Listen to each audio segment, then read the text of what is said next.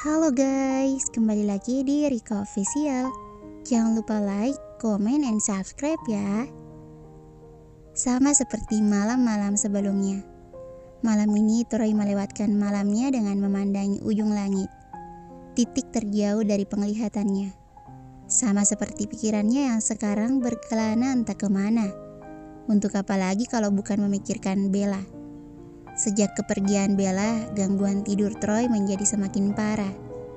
Dia bahkan sampai harus meminta resep dokter untuk membantu mengurangi insomnia-nya. Itu pun tidak akan bertahan lama, karena biasanya dia hanya akan tidur 4 jam paling lama. Entah angin apa yang membawanya, tiba-tiba Troy teringat tentang gadis yang diperkenalkan kepadanya tadi siang. Kalau memang tujuan dia hanya untuk uang, tentu ada sisi positif yang bisa dimanfaatkan oleh Troy. Yah, zaman sekarang siapa yang tidak akan tergiur dengan uang? Apalagi sekarang perempuan banyak tuntutannya. Seketika Troy mempunyai ide brilian yang bisa dimanfaatkan agar dia terbebas dari praktik perjodohan yang akan direncanakan oleh ibunya suatu saat nanti. Kalau dia menolak perjodohan yang ini, kalau menolak, bagaimana kalau Troy menerima perjodohan ini? Memikirkannya saja sudah membuat Troy begitu bersemangat. Tak sabar dia menunggu matahari terbit yang menandakan bangunnya sang ibu dari tidur malamnya. Dengan begitu, dia bisa meminta kontak gadis itu, Venita. Let's see, akan seberguna apa kamu dengan uang yang aku tawarkan? Ucap Troy sambil mengelus rahangnya yang mulus. 2 jam kemudian, matahari yang dinantikan perlahan menampakkan sinarnya. Jelas Troy merasa penantiannya tidak sia-sia, dan langkah ringannya pagi itu membuat beberapa pelayan yang sedang bertugas merasa keheranan. Tok tok tok. Mama, udah bangun? Tanya Troy dari luar. Masuk sayang. Meski sudah tidak sabar untuk menyampaikan maksud kedatangannya yang terlalu pagi, Troy berusaha menahan niatnya. Berusaha sabar, Troy menghampiri ibunya terlebih dahulu dan memberikannya kecupan selamat pagi. Sesuatu hal yang sudah sangat lama tidak dia lakukan. Ada apa ini? Vanessa curiga dengan gelagat putranya. Mama, tahu aja deh. Troy sedikit malu. Boleh tanya sesuatu? Vanessa melirik putranya dengan tatapan penuh curiga, karena tidak biasanya anaknya bersikap seperti itu. Apalagi setelah kegagalan cintanya dengan perempuan itu. Troy yang imut dan penuh kasih sayang rasanya menghilang. Iya, gegara perempuan itu. Kehidupan putranya jadi berantakan. Bahkan untuk menyebut namanya saja Vanessa tidak sudi. Kalau saja dia bisa menemukan perempuan itu, hal pertama yang akan Vanessa lakukan adalah menyiksanya. Itu sudah otomatis terekam dalam memorinya setelah melihat apa yang dilakukannya terhadap sang putra kesayangannya. Boleh minta nomor perempuan yang kemarin? Sesuai dugaan, cepat atau lambat, Troy akan menanyakan hal itu. Tapi Vanessa tidak pernah mengira kalau hal itu akan datang secepat ini. Mau buat apa? Memanyunkan bibirnya, Troy berusaha membuat alasan yang terdengar logis untuk sang ibu. Enggak, cuma pengen minta maaf aja. Anakmu ini laki-laki yang baik dan dia menyadari apa yang telah dilakukannya kemarin. Jadi, Troy mulai bingung melanjutkan kata-katanya. Dia sudah lama tidak berbicara sepanjang ini, jadi dia mulai gugup dan panik. Vanessa tentu saja tersenyum puas melihat tingkah putra kesayangannya itu. Dia benar-benar tidak menyangka Troy akan melakukan hal yang tidak disukainya itu. Berbicara panjang lebar untuk menjelaskan. Itu ponsel mama, nama kontaknya Venita, cari sendiri bisa. Vanessa menunjukkan ponsel yang tergeletak di meja. Andai tidak bersikap jaim di hadapan sang ibu, Troy sudah pasti akan langsung berlari menuju ponsel itu dan segera mencari. Karena dalam rangka jaim, Troy hanya bisa berjalan setenang mungkin menuju ponsel itu dan mencari dengan perlahan, mengamati setiap nama yang tercantum. Hingga akhirnya dia menemukan nama yang dicarinya, F untuk Venita. Segera setelah menyalin nomor itu, Troy langsung undur diri dan kembali ke kamarnya. Sedikit cemas dan deg-degan, Troy menghubungi nomor itu. "Halo?" Sapa suara di ujung telepon. "Halo, ini Troy Mikhail. Apa benar ini nomor Venita?" Troy berusaha terdengar sopan dan kalem. "Oh, ada yang bisa dibantu? Kapan ada waktu? Ada beberapa hal yang ingin aku bicarakan."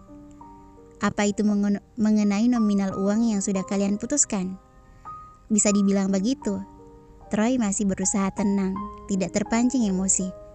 "Hari ini di Hotel Horizon jam makan siang, bisa?" "Maaf Tuan Troy, sayangnya aku bukan orang yang punya banyak waktu luang." Dalam hati Troy mengutuk gadis itu.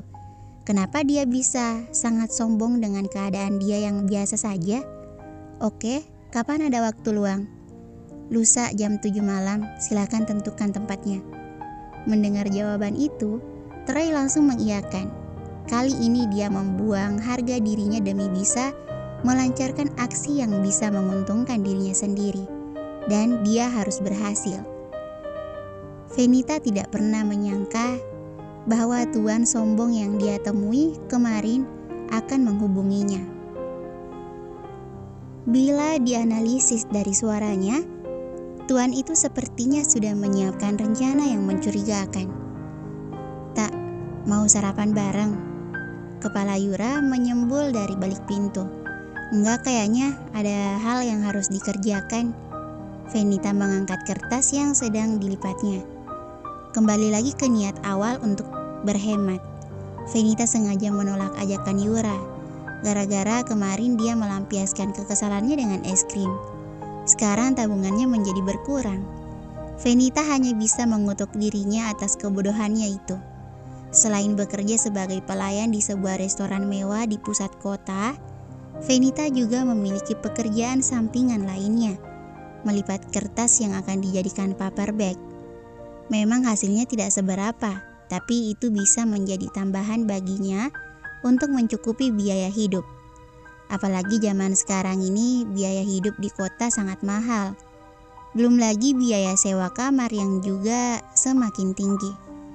Andai terlahir sebagai orang kaya, tentunya pekerjaan ini nggak akan pernah aku lakukan.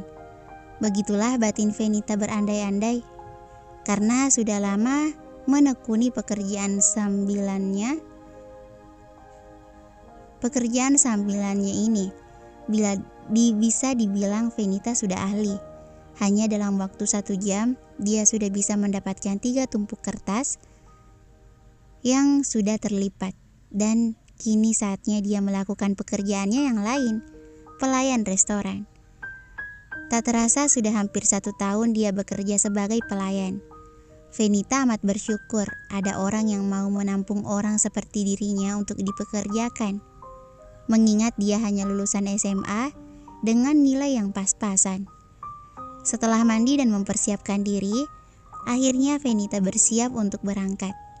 Dia selalu berangkat lebih awal karena perjalanan menuju tempatnya bekerja cukup jauh. Setengah jam perjalanan berjalan dengan mulus. Venita tepat sampai di restoran, tapi sepertinya ada kejadian aneh yang sedang berlangsung. Kerumunan berkumpul tepat di pintu menuju ruang inti restoran. Di sana tidak hanya para pelayan, tapi juga beberapa koki. "Ada apa? Kok tumben ngumpul di pintu?" tanya Venita penasaran. "Ada orang penting datang." Salah seorang asisten koki menjawab, "Orang penting? Bukankah restoran belum buka? Seharusnya beliau tahu bahwa restoran belum beroperasi. Kenapa dia datang terlalu dini?" Tak mau ikut berkumpul, Venita segera mempersiapkan diri. Dengan cekatan, dia segera menyusun sendok dan garpu di beberapa meja. Bahkan dia tidak peduli dengan tamu istimewa yang sedari tadi duduk seperti patung. Setelah menyelesaikan tugasnya, Venita mendengar bisik-bisik lagi dari para pelayan perempuan. "Ya Tuhan, aku mau menjadi budak cintanya Tuan Mayer. kalau dia setampan itu. Iya, ditambah beliau sangat perhatian terhadap para pegawainya. Siapa? Tuan Mayer. Sepertinya nama itu tidak asing bagi telinga Venita. Entahlah, yang jelas sekarang fokus Venita hanya bekerja dan melewati shift paginya dengan damai. Tapi sayangnya itu hanya keinginan sepihak Venita. Orang yang disebut tamu istimewa dan disebut sebagai Tuan Mayer sedari tadi terus berada di meja itu. Dan anehnya dia terus saja memanggil namanya. Mau tidak mau Venita berusaha melayani beliau dengan sepenuh hati. Memang sih Tuan Mayer ini muda dan tampan, jadi tidak menjadi masalah melayani tamu istimewa itu. Yang jadi masalah adalah beliau selalu saja membutuhkannya ketika dia tengah sibuk melayani pelanggan yang lain. Dan itu membuat Venita menjadi kewalahan. Emang gak ada pelayan lainnya?